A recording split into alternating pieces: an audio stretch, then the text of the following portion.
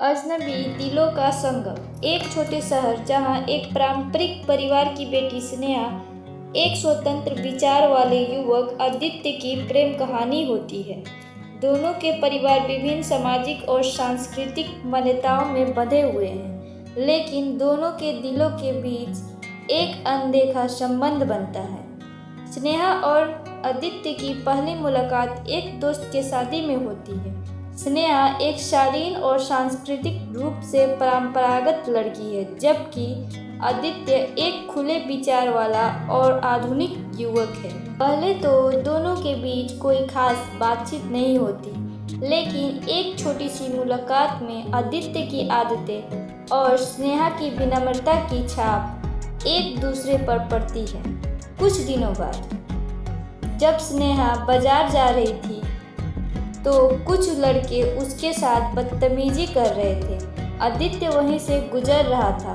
तभी आदित्य ने देखा कि कुछ लड़के स्नेहा को परेशान कर रहे हैं। आदित्य ने सोचा कि स्नेहा को मदद की ज़रूरत है। आदित्य ने उन लड़कों से उसे बचाया। वहीं से उन दोनों के बीच दोस्ती की शुरुआत होती है और धीरे धीरे दोनों के बीच बातचीत और मुलाकातें बढ़ती है।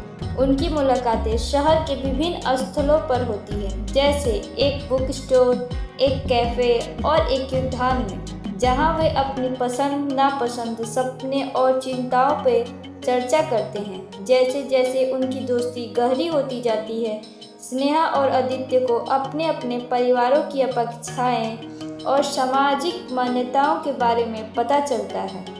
स्नेहा के परिवार को आदित्य के आधुनिक दृष्टिकोण से आपत्ति है, जबकि आदित्य के परिवार को स्नेहा की पारंपरिक पृष्ठभूमि ठीक नहीं लगती। इस तनावपूर्ण स्थिति में दोनों को महसूस होता है कि उनके रिश्ते को सामाजिक बाधाओं का सामना करना पड़ सकता है। स्नेहा और आदित्य दोनों खुद को और अपनी भावनाओं को समझने के लिए कुछ समय लेते हैं। वे एक दूसरे से अपने रिश्ते के भविष्य पर बात करते हैं और तय करते हैं कि वे अपने परिवारों के दबाव के बावजूद अपने प्यार की रक्षा करेंगे। वे समझते हैं कि उनका संबंध सिर्फ उनके बीच नहीं, बल्कि समाज और परिवार के व्यापक संदर्भ में भी महत्वपूर्ण है। स्नेहा और आदित्य अपने अपने परिवारों से अपने रिश्ते के बारे में खुलकर बात करते हैं। परिवारों को उनकी सच्चाई और एक दूसरे के प्रति प्यार की गहराई समझ में आती है।